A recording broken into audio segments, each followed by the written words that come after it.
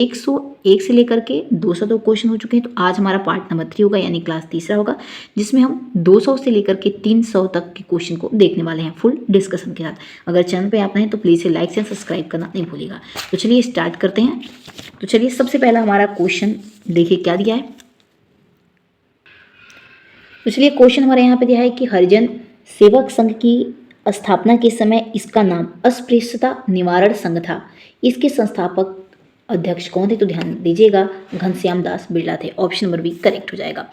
Next question है कि आज़ाद हिंद फौज का विचार सबसे पहले किसके मन में आया था? तो ध्यान रखिएगा, कैप्टन मोहन सिंह के मन में ये विचार सबसे पहले आया था।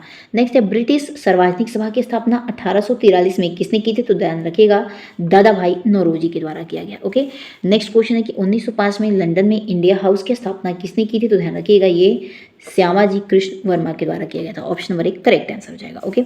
नेक्स्ट क्वेश्चन है कि विश्व वेदांत सम्मेलन शिकागो 1893 में भारत का प्रतिनिधित्व किसने किया था? तो ध्यान रखिएगा, ऑप्शन नंबर सी करेक्ट हो जाएगा, स्वामी विवेकानंद के द्वारा किया गया था। ओके। देखिए अगला हमारा आधुनिक भारत से संबंधित प्रश्न होंगे, जिसमें हम कांग्रेस अधिवेशन के बारे में पढ़ने वाले हैं। तो सबसे पहले देखिए क्या दिया है। तो देखिए सबसे पहले दिया है व्योम चंद्र चटर्जी। तो ध्यान रखिएगा, व्योम चंद्र चटर्जी ये कांग्रेस के बंबई अधिवेशन में क्या थे? अध्यक्ष बने। नेक्स्ट है दादा भाई नौरोजी, तो कलकत्ता अधिवेशन के अध्यक्ष थे। तो और कलकत्ता अधिवेशन कब हुआ था? तो 1886 में। बात कर लेते हैं बदरुद्दीन तैयब। तो ध्यान रखिएगा, बदरुद्दीन तैयब मद्रास अधिवेशन के अध्यक्ष थे और मद्रास अधिवेशन 1887 में हुआ। नेक्स्ट है जॉर्ज यूल। तो ध्यान रखिएगा, जॉर्ज यूल इलाहाबाद अधिवेशन जब हुआ तो ये उस समय अध्यक्ष थे और इलाहाबाद अधिवेशन कब हुआ? तो 1888 में हुआ। ओके। नेक्स्ट है एनी बेसेंट। ध्यान रखिएगा, एनी बेसेंट कलकत्ता अधिवेशन में अध्यक्ष बनी थी और 1917 में कलकत्ता अधिवेशन हुआ। नेक्स्ट है सरोजनी नायडू। ध्यान रखिएगा, सरोजनी नायडू ये कानपुर अधिवेशन की अध्यक्षता की थी इन्होंने। और कानपुर अधिवेशन कब हुआ था? तो 1925 में किया गया था। ओके। अगला क्वेश्चन महात्मा गांधी। ध्यान रखिएगा, महात्मा गांधी बेलगांव अधिवेशन के अध्यक्षता किए थे कब? तो 1924 में। ओके। अगला है जवाहरलाल नेहरू। जवाहरलाल नेहरू के द्वारा लाहौर अधिवेशन की अध्यक्षता की गई थी कब? 1929 में। ओके। तो चलिए अगला हमारा क्वेश्चन देखिए, सुमेलित कीजिए बोला है, ऐतिहासिक घटना एवं संबंधित अधिवेशन। ये भी अधिवेशन से ही संबंधित है, ध्यान रखिएगा। कांग्रेस का विभाजन किस अधिवेशन में हुआ पूछा जाएगा, तो क्या बताएंगे? सूरत अधिवेशन में। और सूरत अधिवेशन कब हुआ? तो 1907 में हुआ। नेक्स्ट है लखनऊ पैक्ट। ध्यान रखिएगा, लखनऊ पैक्ट कब हुआ? तो 1916 में किया गया। आइए अगला क्वेश्चन देखते हैं। देखिए अगला क्वेश्चन दिया है कि वंदे मातरम गायन ये किस अधिवेशन में किया गया था? तो ध्यान रखिएगा, कलकत्ता अधिवेशन में। ओके। और कलकत्ता अधिवेशन कब हुआ था? तो 1986 में। नेक्स्ट है जनगण मन गायन किस अधिवेशन में, यानी जनगण मन पहली बार किस अधिवेशन में गाया गया था? तो कलकत्ता अधिवेशन में। कलकत्ता के 1911 में अधिवेशन हुआ था तब गाया गया था। नेक्स्ट है स्वराज शब्द का प्रयोग किस अधिवेशन में किया गया और किसके द्वारा? तो ध्यान रखिएगा, स्वराज शब्द का प्रयोग सबसे पहले कलकत्ता के 1906 अधिवेशन में किया गया और दादा भाई नौरोजी के द्वारा इस शब्द का प्रयोग किया गया। ओके। नेक्स्ट है गांव में प्रथम अधिवेशन कब हुआ? तो फैजपुर में और 1937 में। नेक्स्ट है मौलिक अधिकार प्रस्ताव, तो कराची अधिवेशन 1931 में वल्लभ भाई पटेल के द्वारा। अगला है सुभाष चंद्र बोस ने किस अधिवेशन की अध्यक्षता की थी? तो ध्यान रखिएगा, हरिपुरा का और 1938 में। ओके। आइए अगला क्वेश्चन देखते हैं। अगला क्वेश्चन है सुमेलित कीजिए इसमें अध्यक्ष एवं उनकी विशिष्टता को। ओके। तो देखिए सबसे पहले दिया है, अगर क्वेश्चन पूछा जाएगा कि कांग्रेस विभाजन के समय अध्यक्ष कौन था? तो ध्यान रखिएगा, रास बिहारी। और कांग्रेस का विभाजन कब हुआ था? तो 1907 में। क्वेश्चन पूछेगा लखनऊ अधिवेशन गरम और नरम दल मिलन कब हुआ? तो अंबिकाचरण मजूमदार उस समय कौन थे? तो अध्यक्ष थे। ओके। नेक्स्ट पूछा है कि सबसे युवा अध्यक्ष कौन थे? तो मौलाना अबुल कलाम आजाद थे और सबसे लंबा कार्यकाल भी इनका था। ध्यान रखिएगा किसका? तो मौलाना अबुल कलाम का। ठीक है। आइए नेक्स्ट क्वेश्चन देखते हैं। अगला क्वेश्चन देखिए दिया है कि सुभाष चंद्र बोस ने कब इस्तीफा दिया? तो त्रिपुरी संकट अधिवेशन में। अगला है जेबी कृपलानी, तो किस समय अध्यक्ष थे? तो ध्यान रखिएगा, ये स्वतंत्रता के समय अध्यक्ष थे और उसमें मेरठ अधिवेशन में 1946 में चल रहा था। अगला है डॉक्टर राजेंद्र प्रसाद। ध्यान रखिएगा, ये 1939 में बोस के इस्तीफा के बाद ये अध्यक्ष बने थे। ध्यान रखिएगा, ये अस्थायी अध्यक्ष थे। ओके। नेक्स्ट है पद्मावती सीतामैया। ध्यान रखिएगा, जयपुर अधिवेशन की अध्यक्षता इन्होंने की थी और आज़ादी के बाद पहला ये अधिवेशन था 1948 में हुआ। कौन? तो जयपुर अधिवेशन। आज़ादी के बाद ये पहला अधिवेशन था, जयपुर अधिवेशन। ओके। नेक्स्ट क्वेश्चन हमारा अगला दिया है कि सुमेलित करना है इसमें अधिवेशन स्थल एवं राज्य की कौन से अधिवेशन किस स्थल से हुए हैं। ओके, तो चलिए देखिए, सबसे पहले बात कर लेते हैं हरिपुरा अधिवेशन का, तो ये कहाँ पे हुआ, गुजरात में। बात कर लेते हैं त्रिपुरा अधिवेशन, तो मध्य प्रदेश में हुआ। ओके, मध्य प्रदेश जबलपुर के पास। ओके, बेलगांव की बात करें तो कर्नाटक में हुआ। फैजपुर की बात करें तो महाराष्ट्र के जलगांव में। काकीनाडा की बात करें तो आंध्र प्रदेश का है। लाहौर अधिवेशन पंजाब में, और पंजाब अब वो लाहौर कहाँ पड़ता है, तो पाकिस्तान प्रांत में पड़ता है, याद रखिएगा। नेक्स्ट है बांकीपुर, तो बिहार के पटना में। ओके, रामगढ़ की बात करें तो झारखंड में है, और उस समय ये रामगढ़ क्या था, तो बिहार का हिस्सा था, लेकिन अब रामगढ़ झारखंड का हिस्सा बन चुका है। ओके, नेक्स्ट क्वेश्चन देखते हैं। देखिए, क्वेश्चन हमारा दिया है कि भारतीय राष्ट्रीय कांग्रेस की स्थापना 1885 के समय कुल कितने प्रतिनिधियों ने भाग लिया था। ध्यान रखिएगा, कुल 72 प्रतिनिधियों ने भाग लिया था। ओके, नेक्स्ट क्वेश्चन है कि कांग्रेस के किस अधिवेशन में पूर्ण स्वराज का प्रस्ताव पारित किया गया था। तो ध्यान रखिएगा, लाहौर अधिवेशन में। और लाहौर अधिवेशन कब हुआ था, तो 1929 में। ओके, नेक्स्ट क्वेश्चन देखते हैं। अगला क्वेश्चन है कि महात्मा गांधी ने कांग्रेस के किस एकमात्र अधिवेशन की अध्यक्षता की थी, तो बेलगांव अधिवेशन। और कब हुआ था, तो 1924 में हुआ था बेलगांव अधिवेशन, ध्यान रखिएगा। नेक्स्ट क्वेश्चन है कि 1939 के त्रिपुरी अधिवेशन में सुभाष चंद्र बोस ने किसे हराकर अध्यक्ष पद का चुनाव जीता था। तो उन्होंने पट्टाभी सीतामैया को हराया था। और ये कौन थे, तो ये गांधी जी के समर्थक उम्मीदवार थे। ऑप्शन नंबर 20 में राइट आंसर हो जाएगा। ओके,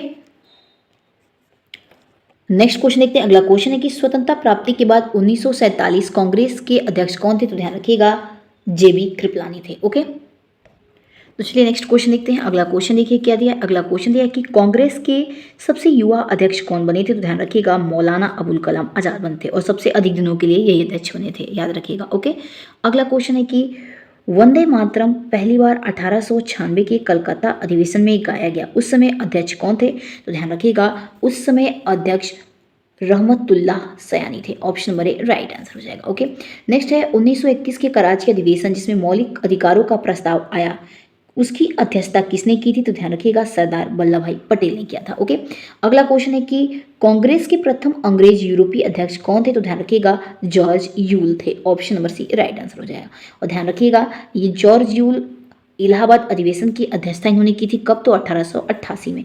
अगला है जनगण मन पहली बार 1911 के कलकत्ता अधिवेशन में गाया गया, उस समय अध्यक्ष पूछ रहा है कौन थे। तो ध्यान रखिएगा, बिशन नारायण धर थे। Option number A right answer हो जाएगा। ओके, नेक्स्ट क्वेश्चन देखते हैं। अगला क्वेश्चन है कि किस अधिवेशन में नरम दल और गरम दल का पुनः एकीकरण हुआ। ध्यान रखिएगा, लखनऊ अधिवेशन 1916 में। ओके, अगला क्वेश्चन है बिहार में आयोजित होने वाला पहला कांग्रेस अधिवेशन कौन सा था। ध्यान रखिएगा, बांकीपुर, जो कि पटना में है। ऑप्शन नंबर इसमें भी राइट आंसर हो जाएगा, और 1912 में यह अधिवेशन हुआ। अगला क्वेश्चन है कि कांग्रेस की प्रथम महिला अध्यक्ष सरोजिनी नायडू किस अधिवेशन से बनी है। ध्यान रखिएगा, कानपुर। तो option number A right answer. इन्होंने कानपुर की अध्यक्षता की थी, कब, तो 1925 में। नेक्स्ट है लगातार 6 वर्षों तक 1940 से लेकर 46 कांग्रेस के अध्यक्ष पद पर रहने वाले व्यक्ति कौन थे। तो ध्यान रखिएगा, अभी बताएं, मौलाना अबुल कलाम आजाद, इन्होंने अधिक दिनों तक अध्यक्षता की थी। ओके, नेक्स्ट है अगला क्वेश्चन कि 1929 के लाहौर अधिवेशन में रावी नदी के तट पर तिरंगा किसने फहराया था। तो ध्यान दीजिएगा, ऑप्शन नंबर इसमें कौन सा करेक्ट हो जाएगा। तो ऑप्शन इसमें बी करेक्ट हो जाएगा, जवाहरलाल नेहरू ने फहराया था। ओके, अगला क्वेश्चन देखते हैं। देखिए, अगला क्वेश्चन दिया है हमारा आगे कि राष्ट्रीय नियोजन समिति का गठन किस अधिवेशन में किया गया था। तो ध्यान रखिएगा, ऑप्शन नंबर एक करेक्ट हो जाएगा। राष्ट्रीय नियोजन समिति का गठन हरिपुरा अधिवेशन में किया गया था, और हरिपुरा अधिवेशन 1938 में हुआ था। ओके, अगला क्वेश्चन देखते हैं। देखिए, अगला क्वेश्चन है कि किस अधिवेशन में कांग्रेस ने पहली बार रियासतों के प्रति अपनी नीति घोषित की थी। तो नागपुर अधिवेशन में रियासतों के प्रति अपनी नीति क्या की थी, घोषित की थी। Option number A right answer हो जाएगा। देखिए, अगला क्वेश्चन है कि 1905 के बनारस अधिवेशन बंग भंग के विरोध में अध्यक्षता किसने की थी। तो ध्यान रखिएगा, गोपाल कृष्ण गोखले ने किया था। Option number A right answer हो जाएगा। नेक्स्ट क्वेश्चन है कि कांग्रेस के दूसरे अध्यक्ष कौन थे। तो ध्यान रखिएगा, कांग्रेस के दूसरे अध्यक्ष दादा भाई नौरोजी थे, और ये कब बनाए गए, तो कलकत्ता अधिवेशन में 1886 में हुआ था दूसरा अधिवेशन, ध्यान रखिएगा। ओके, और ये दूसरे अध्यक्ष बने थे। अगला क्वेश्चन है कि आज़ादी के बाद 1948 में जयपुर में हुए अधिवेशन की अध्यक्षता किसने की थी। ध्यान रखिएगा, पट्टाभी सीतामैया ने की थी। अगला क्वेश्चन है नेक्स्ट अगला क्वेश्चन है कि किसने कहा था कि कांग्रेस अपनी मौत की घड़ियां गिन रही है, और भारत में रहते हुए मेरी एक सबसे बड़ी इच्छा है कि मैं उसे शांतिपूर्वक मरने में मदद कर सकूं। ध्यान रखिएगा, ये लॉर्ड कर्जन के द्वारा कहा गया कथन था।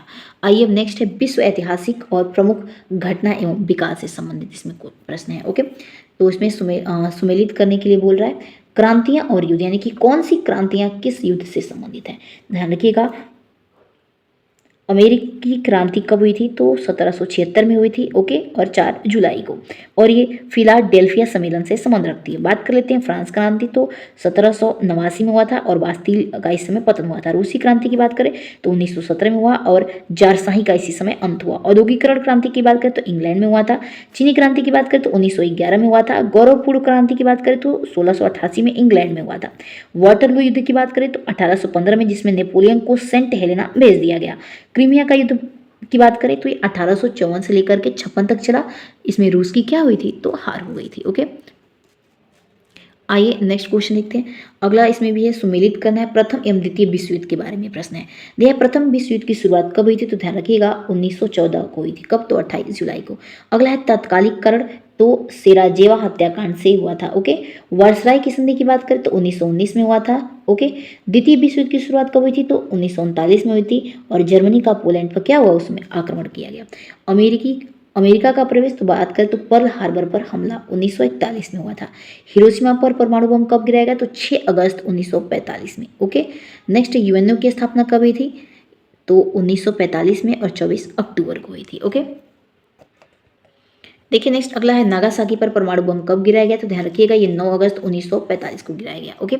नेक्स्ट भाई देखिए इसमें प्रमुख व्यक्तित्व और उनकी उपाधियों की भूमिका है, यानी कि व्यक्तित्व और उनकी भूमिका से संबंधित यहाँ पे क्या है, क्वेश्चन है। देखिए लिखा है नेपोलियन बोनापार्ट, तो इसे लिटिल कॉर्पोरल और मैन ऑफ डेस्टिनी कहा गया था। बिस्मार्क को उपाधि क्या मिली थी, लॉ चांसलर या जर्मनी का एकीकरण कहा गया था। मुसोलिनी को क्या कहा गया था, फांसीवाद का जनक कहा गया था, ओके। और एडोल्फ हिटलर को क्या कहा, तो नाजीवाद कहा गया था, ओके। गैरिबाल्डी को क्या कहा गया, तो लाल कुर्ती कहा गया था, ओके। और कार्ल मार्क्स को तो वैज्ञानिक समाजवाद का जनक कहा गया था, ओके। और दास कैपिटल। रूसो को क्या कहा गया, तो फ्रांसीसी क्रांति का दार्शनिक कहा गया, ओके। और ये मनुष्य स्वतंत्र पैदा हुआ था, इसका एक कथन था। लुइस 16 की बात करें, लुइस 14, ध्यान रखिएगा ये लुइस 14 दिया है। लुइस 14 की बात करें तो मैं ही राज्य हूं, ये उसका क्या था, कथन था, ओके। आइए नेक्स्ट अब दिया सुमेलित कीजिए शीत युद्ध एवं आधुनिक घटनाएं। नाटो की स्थापना कब हुई, तो ध्यान रखिएगा 1939 में की गई थी नाटो की स्थापना। गुट निरपेक्ष आंदोलन की स्थापना कब हुई थी, तो 1961 में बेलग्रेड में हुई थी। क्यूबा मिसाइल संकट कब हुआ, तो 1962 में हुआ। सोवियत संघ का विघटन 1991 में हुआ था, ओके। नेक्स्ट है जर्मनी का एकीकरण कब हुआ, तो ध्यान दीजिएगा जर्मनी का एकीकरण 1990 में किया गया। और स्वेज नहर का राष्ट्रीयकरण तो 1956 में किया गया, ओके, नासिक द्वारा। स्वेज नहर का निर्माण कब किया गया, तो 1869 में। और बांग्लादेश का निर्माण कब हुआ, ध्यान दीजिएगा तो 1971 में हुआ था, ओके। आइए अब यहाँ से प्रश्न शुरू हुआ है ना, क्वेश्चन को हम देखते हैं। क्वेश्चन है कि पुनर्जागरण की शुरुआत किस देश से मानी जाती है, तो ध्यान रखिएगा ये इटली देश से मानी जाती है। अगला है प्रसिद्ध पेंटिंग मोनालिसा और द लास्ट सपर के चित्रकार कौन थे, तो ध्यान रखिएगा लियोनार्डो द विंची थे, ओके। नेक्स्ट है कि स्वतंत्रता, समानता और बंधुत्व किस क्रांति का नारा है, तो फ्रांसीसी क्रांति का है। तो ऑप्शन नंबर सी करेक्ट हो जाएगा। और फ्रांसीसी क्रांति 1789 में शुरू की गई थी, इसका भी ध्यान रखिएगा। अगला है बोस्टन टी पार्टी की घटना का संबंध किससे है, तो ध्यान रखिएगा अमेरिकी स्वतंत्रता संग्राम से है। अगला है कि दुनिया के मजदूरों एक हो जाओ यह नारा किसने दिया था, तो कार्ल मार्क्स के द्वारा दिया गया था। Option number C right answer हो जाएगा। नेक्स्ट क्वेश्चन है कि समाजवाद शब्द का प्रयोग सर्वप्रथम किसने किया था, तो रॉबर्ट ओवेन के द्वारा किया गया था, ओके। अगला क्वेश्चन है कि प्रथम विश्व युद्ध के दौरान धुरी राष्ट्रों का नेतृत्व किसने किया था, तो ध्यान रखिएगा ये जर्मनी के द्वारा किया गया था। अगला क्वेश्चन है कि अफीम युद्ध किन दो देशों के बीच लड़े गए थे, तो ध्यान रखिएगा अफीम युद्ध ये चीन और इंग्लैंड के बीच लड़े गए थे। तो option number A right answer हो जाएगा, ओके। आइए अब अगले प्रश्न की तरफ बढ़ते हैं। देखिए अगला प्रश्न हमारा क्या दिया। अगला प्रश्न है कि जापान में मेजी पुनर्स्थापना किस वर्ष हुई जिसे जापान का आधुनिकीकरण शुरू हुआ, तो ये 1968 में हुआ, ओके। ध्यान दीजिएगा 1868 है, ये 1868 में हुआ। अगला क्वेश्चन है कि हिटलर की आत्मकथा का क्या नाम था, तो मीन कैंप था, ओके, यानी कि मेरा संघर्ष था, ये उसके द्वारा लिखी गई उसकी आत्मकथा होती है, ठीक है। नेक्स्ट है चीन में कम्युनिस्ट रिपब्लिक की स्थापना 1949 में किसके नेतृत्व में की गई थी, तो option number B right answer हो जाएगा माओ त्से तुंग के नेतृत्व में हुआ था, ओके। अगला क्वेश्चन है कि 100 चूहों की अपेक्षा एक शेर का शासन उत्तम है, यह कथन किसका है? तो वोल्टेयर का था। Option number B right answer हो जाएगा। नेक्स्ट क्वेश्चन है कि गुलाबों का युद्ध कहाँ हुआ था? तो ध्यान रखिएगा गुलाबों का युद्ध इंग्लैंड में हुआ था। अगला क्वेश्चन है कि मैगलन कौन था? तो ध्यान रखिएगा मैगलन ये समुद्री मार्ग से संपूर्ण विश्व का चक्कर लगाने वाला था। और ध्यान रखिएगा प्रशांत महासागर का नामकरण भी किसके द्वारा किया गया था? तो मैगलन के द्वारा ही किया गया था। ओके, अगला क्वेश्चन है कि मापतौल की दशमलव प्रणाली किस देश की देन है? यानी किस देश के द्वारा मतलब माप तौल दशमलव की प्रणाली सबसे पहले अपनाई गई? तो फ्रांस के द्वारा। ओके, अगला क्वेश्चन है कि आधुनिक रूस का निर्माता किसे माना जाता है? तो ध्यान रखिएगा ये स्टॉलिन को माना जाता है। अगला क्वेश्चन है कि एशिया का मरीज किसे कहा जाता है? तो ध्यान रखिएगा चीन को एशिया का मरीज कहा जाता है। अगला क्वेश्चन है और ध्यान रखिएगा यूरोप का मरीज तुर्की को कहा जाता है। ओके, एशिया का मरीज चीन को और यूरोप का मरीज तुर्की को। अगला है कानून की आत्मा पुस्तक की रचना किसने की थी?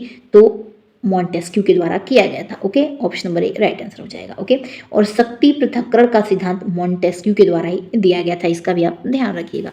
अगला क्वेश्चन है कि इटली के एकीकरण का तलवार किसे कहा जाता है? तो ध्यान रखिएगा गैरिबाल्डी को कहा जाता है। Option number C right answer हो जाएगा। चलिए नेक्स्ट क्वेश्चन देखते हैं। अगला क्वेश्चन देखिए इसमें दिया हुआ है कि अमेरिका ने जापान पर परमाणु बम गिराने का आदेश किस राष्ट्रपति ने दिया था उस समय? तो हैरी ट्रूमैन ने। Option number B right answer हो जाएगा। देखिए अगला प्रश्न यहाँ पे क्या दिया है? अगला क्वेश्चन दिया है कि प्रतिनिधित्व नहीं तो कर नहीं किस क्रांति का प्रमुख नारा था? तो ध्यान दीजिएगा प्रतिनिधित्व नहीं तो कर नहीं ये किस क्रांति का प्रमुख नारा था? तो अमेरिकी क्रांति का था। ऑप्शन नंबर बी इसमें राइट आंसर हो जाएगा। ओके, इसका ध्यान रखिएगा। अब देखिए आगे हम यहाँ पे देखने वाले हैं पुस्तकों को उनके लेखक भाषा विषय से सुमेलित कीजिए। इसमें वैसे सामने सामने सुमेलित करके खुद दे रखा है, ठीक है। तो चलिए आइए देखते हैं इसको। तो सबसे पहले देखिए यहाँ पे पुस्तक दिया है और उसके बाद लेखन वितरण दिया है, इसके बाद तथ्य व्याख्या, यानी कि पहले पुस्तक दिया है फिर उसको उसके लेखक कौन है और उसके बारे में यहाँ पे व्याख्या दे रखी है, ठीक है। तो चलिए सबसे पहले हम बात कर लेते हैं किताब उल हिंद की। तो ध्यान रखिएगा ये इसके लेखक अल बरूनी था और ये 11वीं सदी के भारत का दर्पण था, यानी कि 11वीं सदी में भारत में क्या क्या हुआ उसके बारे में अल बरूनी ने अपनी किताब उल हिंद में बताया है, ठीक है। अगला है शाहनामा। तो ध्यान रखिएगा शाहनामा फिरदौसी के द्वारा लिखा गया है और इसमें महमूद गजनवी के दरबार में लिखा गया ये क्या है? महाकाव्य है। ओके, तुजुक ए बाबरी की बात करें, ध्यान रखिएगा इसके लेखक खुद बाबर था और इसमें चगताई तुर्की भाषा में लिखी गई, ये उसकी क्या है? आत्मकथा है। अगर खुद से अपने बारे में लिखते हैं तो उसको ऑटोबायोग्राफी कहते हैं, यानी कि आत्मकथा थी ये खुद की, बाबर की। नेक्स्ट है हुमायूं नामा। ध्यान रखिएगा हुमायूं नामा किसके द्वारा लिखी गई है? तो गुलबदन बेगम के द्वारा लिखी गई है और इनकी कौन थी? तो बहन थी।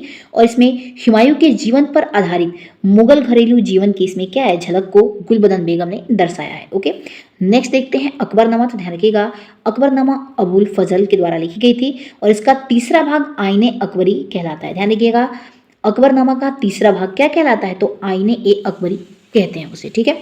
अगला क्वेश्चन है तुजुक ए जहांगीरी। तो ध्यान रखिएगा इसके लेखक जागीर है और ये फारसी भाषा में है। नेक्स्ट है खजाइन उल फुतूह। तो ध्यान रखिएगा अमीर खुसरो के द्वारा है जिसमें अलाउद्दीन खिलजी के दक्षिण अभियानों का वर्णन किया गया है। ओके, अगला है तबकात ए नासिरी। तो ध्यान रखिएगा मिनहाज उस सिराज के द्वारा लिखी गई है और इसमें गुलाम वंश के इतिहास का मुख्य स्रोत इसमें देखने को मिलता है। अगला क्वेश्चन है पद्मावत। ध्यान रखिएगा ये मलिक मोहम्मद जायसी के द्वारा लिखी गई है और ये रानी पद्मावती की कहानी है और ये अवधी भाषा में है और ये 1540 ईस्वी में लिखी गई थी। ओके, अगला क्वेश्चन है राज तरंगिणी। तो ध्यान रखिएगा कल्हड़ के द्वारा लिखी गई है जिसमें भारत का प्रथम ऐतिहासिक ग्रंथ बताया गया और कश्मीर का इतिहास इसमें दर्शाया गया है। अगला है इसमें मुंतख उद तवारीख पुस्तक। तो ध्यान रखिएगा इसके लेखक बदायूनी है और जिसमें हल्दी घाटी युद्ध का आंखों देखा हाल इसमें लिखा गया है और इसमें अकबर की आलोचना भी की गई है, ध्यान रखिएगा। ओके, अगला क्वेश्चन है अगला दिया है पुस्तक रेहला। ध्यान रखिएगा रेहला को लिखा गया है इब्न बतूता के द्वारा। इसमें मोहम्मद बिन तुगलक के काल का वर्णन किया गया है। ओके, और उसमें डाक व्यवस्था के बारे में भी इसमें इब्न बतूता ने व्याख्या किया है इसमें, ठीक है। सीर ए अकबर की बात करें तो दादा सिकोह ने लिखी है, इसमें 52 उपनिषदों का फारसी अनुवाद है। अगला है बादशाहनामा। तो ध्यान रखिएगा बादशाहनामा अब्दुल हमीद लाहौरी के द्वारा लिखा गया है जिसमें शाहजहां के शासन का आधिकारिक इतिहास के बारे में लिखा गया है। तारीख ए फिरोज शाही की बात करें तो इसमें जियाउद्दीन बर्नी ने लिखा है जिसमें बलबन से लेकर फिरोज शाह तुगलक तक का इतिहास इसमें है। ओके, अमुक माल्यादा, ध्यान रखिएगा इस पुस्तक के लेखक कृष्ण देव राय हैं और जिसमें विजयनगर के राजा द्वारा लिखित राजनीति पर तेलुगु ग्रंथ है एक प्रकार की, ठीक है। अब देखिए आगे हम देखने वाले हैं प्रशासनिक पदों या फिर विभागों को उनके अर्थशास्त्र से सुमेलित करना है कि उस समय जो प्रशासनिक पदों के विभाग थे उसको किस नाम से जाना जाता था। सबसे पहले देखिए पेशवा, तो ध्यान रखिएगा पेशवा का मतलब उस समय था प्रधानमंत्री, ओके, मराठा काल में। अमात्य या फिर मजूमदार किसे कहते थे, तो वित्त मंत्री को कहते थे मराठा काल में, ठीक है। चौथ, तो ध्यान रखिएगा चौथ का मतलब था 1/4 यानी कि 25% कर था उस समय, ठीक है, ध्यान रखिएगा। आप ये व्याख्या एक बार पढ़ लीजिएगा क्योंकि मेरे फोन में इतना स्टोरेज नहीं होता है कि मैं पूरा इतना वीडियो बना पाऊँ, ठीक है। नेक्स्ट आगे देखिए सूरदेशमुखी क्या था उस समय, तो 1/10% कर था, यानी कि 1/10 यानी कि 10% कर देना था। दीवान ए अर्ज क्या था, तो सैन्य विभाग के था सल्तनत काल में, ओके। नेक्स्ट है दीवान ए कोही, तो ध्यान रखिएगा कृषि विभाग को दीवान ए कोही कहा जाता था। दीवान ए खैरात तो दान विभाग था उस समय का, ओके, ध्यान रखिएगा। चलिए आगे हम नेक्स्ट क्वेश्चन देखते हैं। अगला क्वेश्चन है कि यात्रियों को उनके देश और शासनकाल से सुमेलित करना है, ठीक है, कि कौन सा यात्री किस देश का था और किसके शासनकाल में आया था, ओके। तो देखिए सबसे पहले बात कर लेते हैं मार्को पोलो की, ठीक है। तो देखिए मार्को पोलो यात्री जो था ये पांड्या राज्य में 13वीं सदी में आया था। इब्न बतूता की बात करें तो इब्न बतूता मोहम्मद बिन तुगलक के शासनकाल में आया था। निकोलो कोटी की बात करें तो देवराय प्रथम यानी कि विजयनगर साम्राज्य था उस समय देवनगर प्रथम का, तो ये उस समय आया था। अब्दुल रजाक की बात करें तो देवराय द्वितीय के समय आया था। डोमिंग पायस की बात करें तो कृष्ण देव राय के समय आया था। नुनीज की बात करें तो अच्युत देव राय के शासनकाल में आया था। और विलियम हॉकिंस की बात करें, ध्यान रखिएगा ये जहांगीर के समय में आया था, ओके, ये ध्यान रखिएगा। अगला देखिए, अगला है थॉमस रो, तो ध्यान रखिएगा थॉमस रो जहांगीर के शासनकाल में 1615 में आया था। रॉल्फ फिच कब आया था, तो अकबर के शासनकाल में आया था। बर्नियर तो शाहजहां और औरंगजेब के शासनकाल में। टेवर्नियर तो ध्यान रखिएगा शाहजहां के शासनकाल में।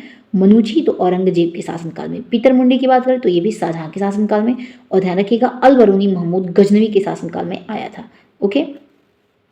और ध्यान रखिएगा अल मसूदी तो महिपाल यानी कि प्रतिहार वंश के शासनकाल में आया था। और फादर मानसेरेट की बात करें तो ये अकबर के शासनकाल में आया था, ओके। तो आइए अब हम नेक्स्ट क्वेश्चन देखते हैं। देखिए अगला क्वेश्चन दिया है हमारा कि पहले विभाग और कार्य दे दिया है, इसके बाद वो किस शासन काल में था वो विभाग, और उसके यहाँ पे कुछ तथ्य दिए हुए हैं। तो आप तथ्य पढ़ लीजिएगा क्योंकि फ़ोन में इतना ज़्यादा स्टोरेज नहीं होता है कि पूरा वीडियो बन पाए 1.5-2 घंटे का, ओके। ध्यान रखिएगा तुर्कान ए चहलगानी, तो ध्यान रखिएगा ये इल्तुतमिश के शासनकाल में आया था, ओके। इल्तुतमिश इसका क्या था, तो संस्थापक था। नेक्स्ट है सिजदा और पैबोस, तो इसके संस्थापक बलबन थे। बाजार नियंत्रण के का संस्थापक कौन था, तो अलाउद्दीन खिलजी था, ध्यान रखिएगा। और ये सेना को कम वेतन में गुजारा करने के लिए क्या कीमतें फिक्स थी उस समय की। ध्यान रखिएगा अगला दिया है लौह और रक्त के संस्थापक कौन थे, तो ध्यान रखिएगा बलबन था। ब्राह्मणों पर जजिया कर किसने लगाया था, तो फिरोज शाह तुगलक के द्वारा लगाया गया।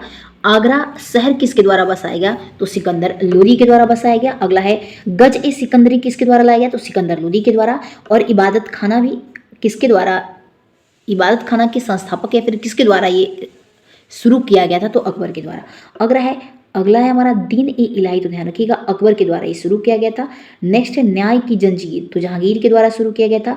नवरत्न की बात करें तो ये अकबर के दरबार में थे। और नवरत्न कौन कौन थे, तो बीरबल, तानसेन, टोडरमल, मानसिंह और आदि इसमें और भी शामिल थे। तुलादान झरोखा की बात करें तो अकबर के समय में था। झरोखा समाप्ति औरंगजेब संस्थापक था इसका।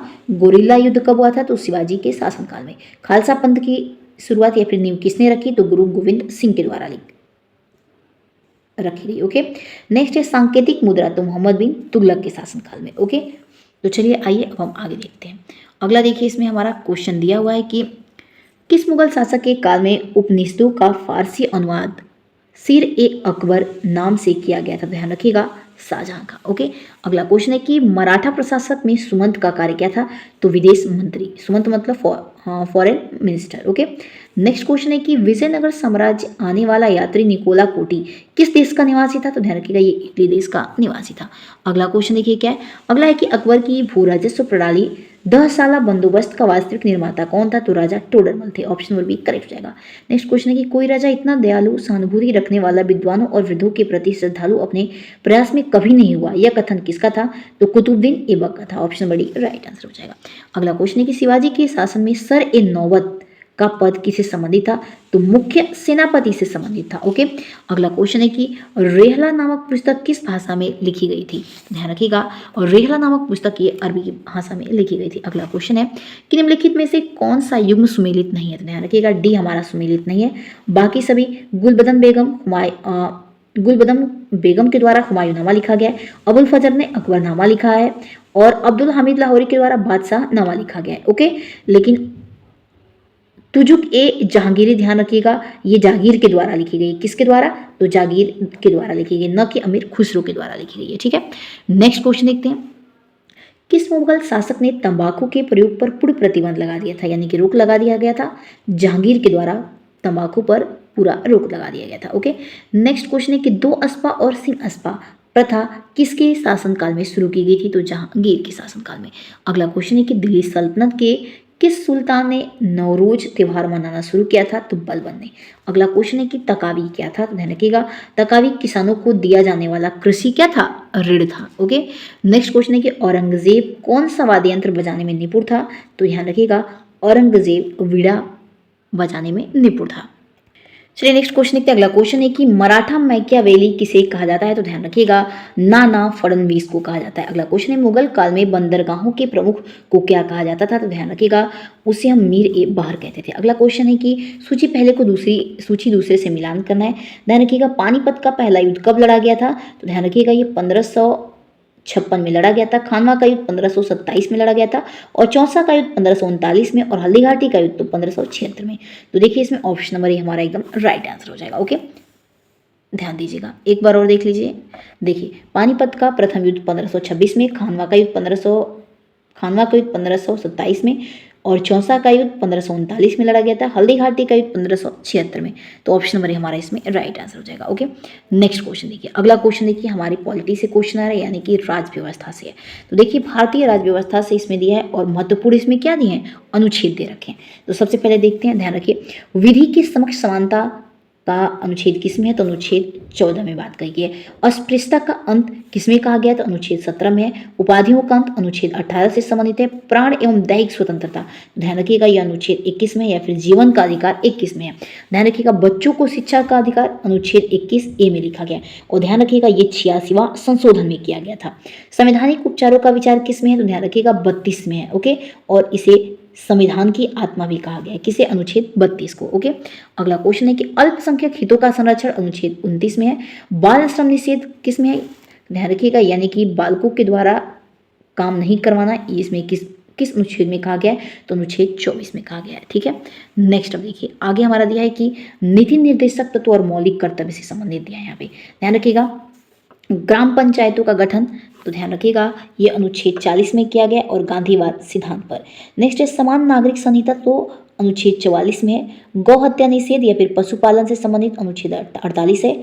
पर्यावरण संरक्षण किस अनुच्छेद में है? तो 48 के ए में है। न्यायपालिका पृथकीकरण किस में है? तो अनुच्छेद 50 में है। अंतर्राष्ट्रीय शांति तो अनुच्छेद 51 से संबंधित है। मौलिक कर्तव्य किस में है? तो अनुच्छेद 51 के ए में है। और ध्यान रखिएगा, मौलिक कर्तव्य किस समिति के द्वारा पूछा जाता है कि आती है? तो स्वर्ण सिंह समिति के अंतर्गत आता है मौलिक कर्तव्य। ओके, अगला है बच्चों की देखभाल, तो अनुच्छेद 45 के अंतर्गत है। ओके, आइए अगला देखते हैं। अगला देखिए, संघीय कार्यपालिका एवं संसद के बारे में। अगला है कि राष्ट्रपति का पद किसे संबंधित है? तो अनुच्छेद 52 से। राष्ट्रपति पर महाभियोग किस अनुच्छेद में लगाया जाता है? तो अनुच्छेद 61 में। और राष्ट्रपति में क्षमा शक्ति किस में है? तो अनुच्छेद 72 में है। और महान न्यायवादी किससे संबंधित है? तो अनुच्छेद 76 में है। और भारत का प्रथम विधि अधिकारी भी कौन होता है? तो महान न्यायवादी होता है, ध्यान रखिएगा। अगला है संसद का गठन, तो अनुच्छेद 79 में है। और राज्यसभा का गठन 80 में है, और लोकसभा का 81 में, ध्यान रखिएगा। संयुक्त अधिवेशन अनुच्छेद 108 के तहत है। और धन विधेयक तो अनुच्छेद 110 में कही गई है इसके लिए बात। और वार्षिक वित्तीय वितरण बजट के बारे में अनुच्छेद 112 में कहा गया है। ओके, यानी कि बजट के बारे में पूछा जाएगा, अनुच्छेद किससे संबंधित है? तो अनुच्छेद 112 है। अगला देखिए, इसमें क्वेश्चन है कि सुमेलित करना है, संवैधानिक निकाय आपातकाल एवं संशोधन से। देखिए,